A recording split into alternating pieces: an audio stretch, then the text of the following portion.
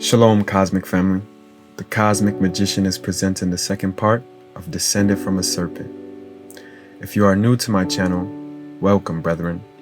My name is Rahim, and I'm the co-owner of Sunchild Apothecary. It is my holistic shop where you can purchase our services such as astrology readings, dream exploration, tarot card readings, and metaphysical tools. If you have any inquiries, I will leave our email in the description box below. Alright, so I took the time to write some beautiful poetry that will hopefully awaken you all to Kundalini. Enjoy. There you are, under the influence of the sky. As you gaze out into the cosmos, your eyes are led by the dancing of the stars. Looking out into the distance, your mind can't help but to question existence. You are no longer the center, but you become the precursor. What you are, you don't know. Who you are, your concepts can't address. You feel a vain feeling, but at the same time you feel the celestial body stand right back into you. You smile. Satisfied, your heart is plenum with compassion for all things around you. Off to sleep you go, nearing closer to source. There you are, awoken from your slumber. At your rise, responsibilities of the day possess your mind. You take your usual morning shower, then you hurry to get dressed so you can spare a couple of minutes to eat. As you walk out the door, you turn around to see your baby brother asleep. You notice your peers at the bus stop. They're excited while you dread. From your bus to your school, with desires you are met. Everywhere is small talk, so you rather jam instead. Seated in your class, the walls feel like prison. Your body is there while your soul is away. Your corpse collects the time so you may resurrect and leave. Something is going on, but you can't figure out the eve. You pay your debt, only for 3 classes, and then you decide to leave. Walking home, you are confused, but yet you feel free. There is life within you, seeds of inspiration with needs. You will not sacrifice them because you are compassionate. You know there is more to life. You haven't given up on humanity. You haven't given up on God. Continue to be strong, great warrior. There you are, committing a ritual clock-in at work. All of your colleagues are stressed from a busy day, so you become an easy target. You know the ins and outs of the job, so they work you beyond your promise. You don't handle orders, but it's like you are forbidden to sit in your office. It's okay, you remark. You need this job, and you've kind of learned to love your colleagues. This has made you tolerant with your affiliates and customer association. Tedious instances are transmuted to timeless conversations, in which you can clearly see all of the insecurities, the pain, the confusion, the joy, exuding from every individual you exchange with. These stories play like a melody with lows and highs. You don't know why, but you see likewise on the inside. To share a shoulder you don't mind, to stay extra hours you don't mind. It finally comes time to leave. You get in your car and it starts as normal, so you proceed to your normal route. You don't make it far before your car gives out. Cars swerve around you. Everyone is tired and stressed. One gentleman could not leave you there. That would be a night without rest. You are relieved to find help, otherwise you wouldn't have known who to call. What's your name? You answer with enthusiasm. This lowers the guard of your potential friend. You guys get into a local conversation, and that sparks into hobbies. Who would have thought? Last week it came to your mind you want to join the band. Your now friend is a part of one and needs a guitarist for their planned gig. Your style is the perfect match. Your spent time with your new band family goes on to define your life. There you are, raising 5 children.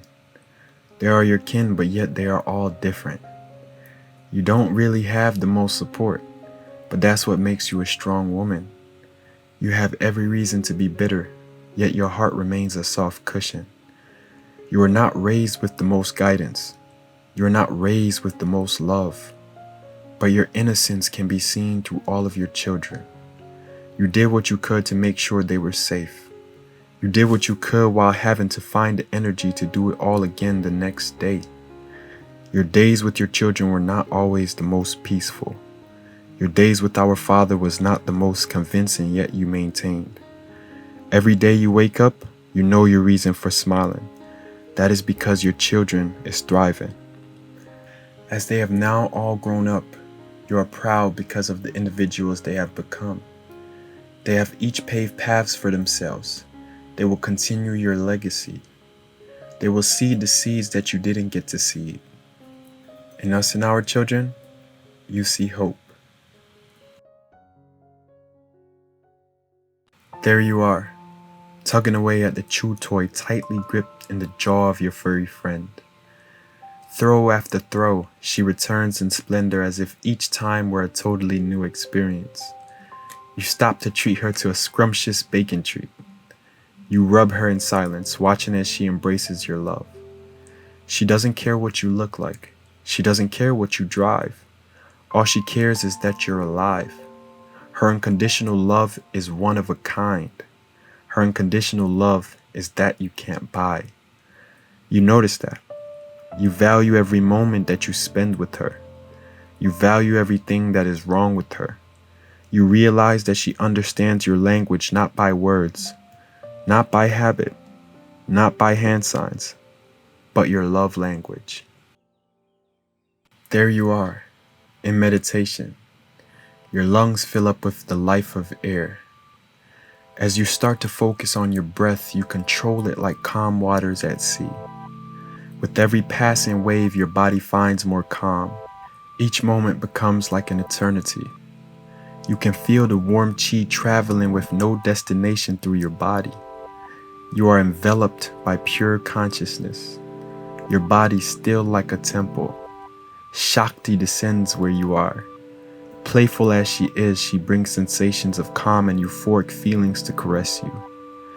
As your mind continues to take its course and your body is mellow with no urge to shift, your consciousness is present with the masters, Yeshua, Krishna, Buddha, Horus. They all empower you with the virtue of wisdom, describing to you the undescribable. Silently you are receptive. There is nothing to do, no one to be, nowhere to go. The only thing that matters is the spontaneous arising of your awareness. As you get ready to come down, with a shift in vibration, the abundance of wisdom given to you becomes like a strain in your memory. Your motor nerves command your muscles as landing was successful. You feel refreshed, replenished by your eternal home.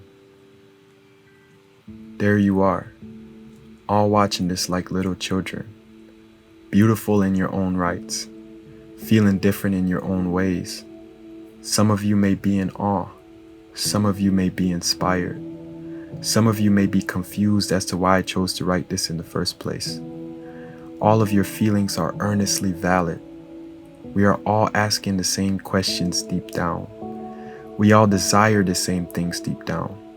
We all seldomly mean what we say. We all have vague ideas of who we are. We all experience really tough moments. We all feel really lonely sometimes. We all inquire about what death will be like. We all fantasize of what it would be like to truly live. Certainly I'm victim to all of these conceptions. However, there is one thing that I'm certain on. Through love and presence, we can all find our way back home. Kundalini awakening is a very contradicting term. It gives people the wrong idea that only after intense yoga and meditative practices that one will surely be overwhelmed by violent shocks from the spine to the pineal gland. This is only but one experience of Kundalini through intentionally achieving higher awareness, though it is not the sole purpose of Kundalini. In fact, Kundalini was not referred to in this context in the Yoga Upanishads. That is not to invalidate anyone's personal experience, but to shed light on something greater than just temporary sensations in the body. Before I started studying Kundalini, my intuition told me that the serpent represents our life force. It is what we call spirit or our intangible soul. It is the unmanifested life force that moves through all things. You cannot awaken it, you can only awaken to it.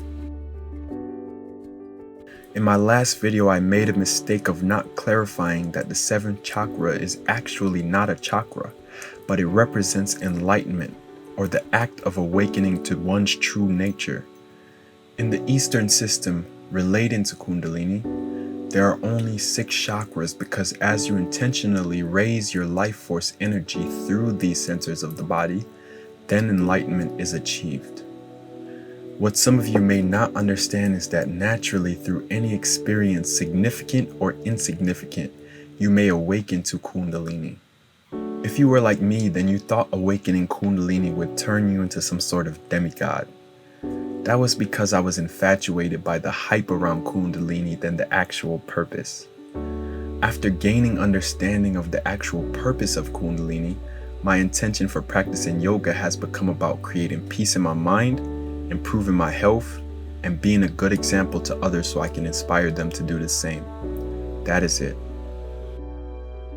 Thank you, folks, for taking the time to receive my message. I hope I have taught you all something, or in the least inspired something within you. Blessings and shalom. And remember, God rested on the 7th day.